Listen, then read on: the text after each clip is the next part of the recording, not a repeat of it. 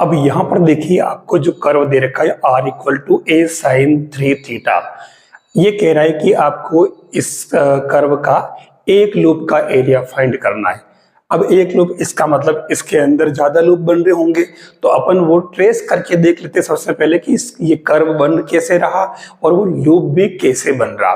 तो देखिए r equal to a sine 3 theta, मैंने आपको सीधा सीधा तरीका बताया कि हम ट्रेस कैसे करें और ट्रेस करने के बाद एरिया कैसे निकालें पिछले वाले कर्व के बेस पर, जिसे मैंने r equal to a 1 plus cos theta यानी कि कार्डियोड को लिया था। यहाँ हम सबसे पहले काम करें, इसको ट्रेस करेंगे। तो ट्रेस करने के लिए सबसे पहले खास बात क्या है, आप इसमें एक काम करिए, थीटा इक्वल टू 0 पुट करिए, तो इससे आपके r इक्वल टू क्या आ गया 0।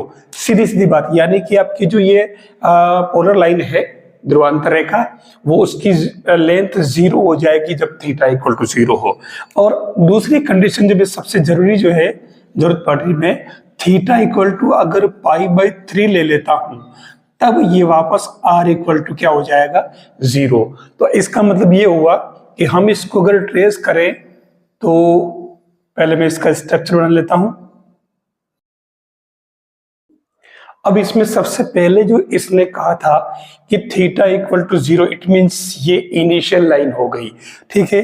अब जो कि अपन कह सकते हैं ना, ये थीटा इक्वल टू 0 और उस थीटा इक्वल टू 0 पर r इक्वल टू 0 आ रहा है, इट मींस इस लेंथ की इस इनिशियल लाइन की लेंथ कितनी है 0, यानी कर्व पोल से पास हो रहा है, सीधी सी बात। लेकिन दूसरी कंडीशन थीटा इक्वल टू π/3 लिया जाए, π/3 इट मींस आपके इस प्रकार से ये एक लाइन होगी जो कि थीटा इक्वल टू π/3 यानी कि 60 डिग्री की लाइन, ठीक है। और π/3 पर ये r फिर से 0 हो रहा है, इसका मतलब ये हुआ कि ये इस तरीके से चल रहा है और ये वापस यहां आकर के वापस ऐसे बन रहा है।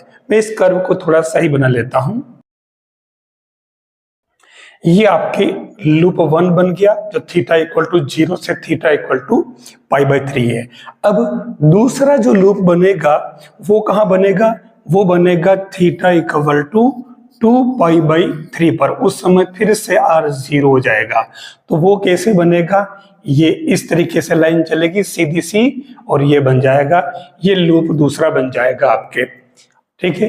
ये इस तरीके से इसकी टेंजेंट बन जाएगी और ये टेंजेंट कौन सी है, थीटा इक्वल टू 2π/3, ठीक है। आप इसको भले सही तरीके से बना लीजिए।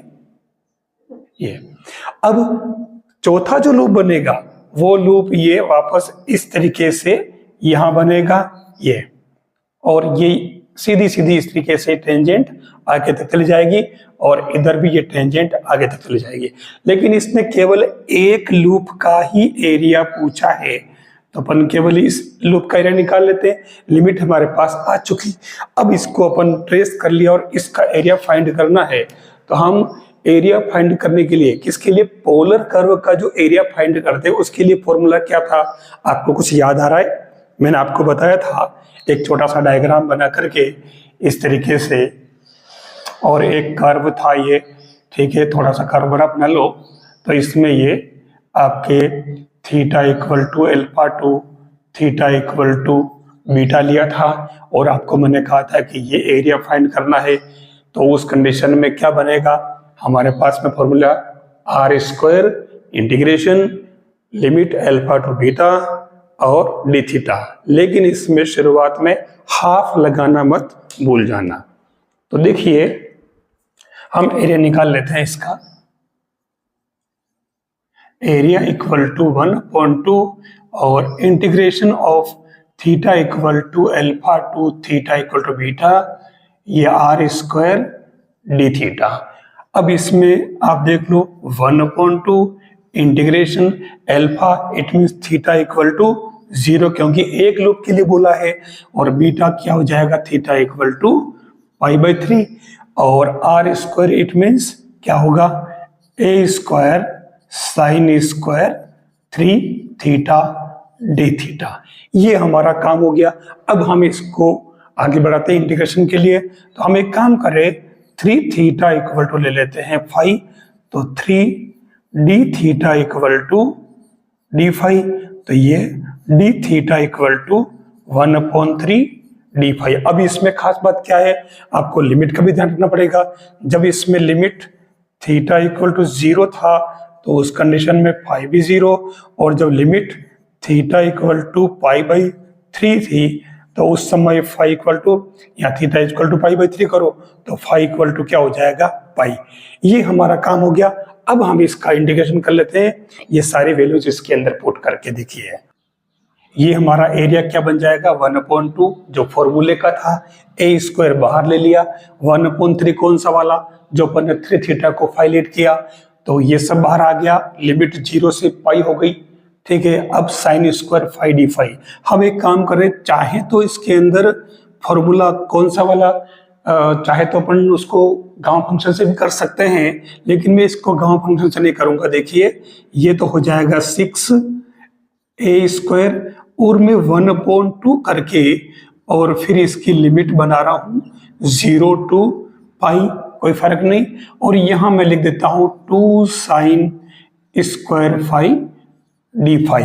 अब याद कीजिए, मैं अक्सर एक फॉर्मूले की बात करता हूं, कौन कौन सा, 1 + cos 2 थीटा और 1 - cos 2 थीटा। याद आ रहा है आपको क्या होता है इसमें, 1 + cos 2 थीटा होता है 2 cos² थीटा, और ये होता है माइनस वाला 2 sin² थीटा। तो यहाँ 2 sin² थीटा को मैं 1 - cos थीटा यूज कर रहा हूं, तो इससे हमारा ये क्या बनेगा, a²/12 और इंटीग्रेशन 0 to पाई, और इसके जगह मैंने क्या लिख दिया, 1 - cos 2 फाई और ये डी फाई। अब इसका कर देते हैं अपन इंटीग्रेशन, तो ये a²/12 और कर दो इंटीग्रेशन इसका, 1 का क्या हो जाएगा, फाई माइनस cos 2 फाई का क्या हो जाएगा, sin 2 फाई अपॉन 2, और लिमिट पुट कर दीजिए 0 to पाई। तो ये क्या बनेगा, देखिए आपके ये बन रहा है a²/12 और फाई की जगह अपर लिमिट यानी कि पाई माइनस 0, और यहाँ फाई की जगह पाई पर पुट करो तो sin 4 पाई यानी कि 0 माइनस sin 0 यानी कि 0, तो ये पूरा का पूरा 0 हो जाएगा। तो फाइनली इसका आंसर क्या बना, 1/12 पाई a², ये इसका आंसर आ जाएगा। आपको पोलर कर्व में बस ध्यान रखना है, तो फॉर्मूला और सबसे खास बात ट्रेस करना अगर आ जाता है तो हमारा क्वेश्चन करेक्ट हो जाएगा। अगर मैं आपसे पूछूं कि वो तीनों ही इसका जो लिफ है, तीनों ही लूप बन रहे, इन तीनों लूप का एरिया अगर पूछेगा तो टोटल एरिया कितना हो जाएगा, आप कमेंट करके बताएं।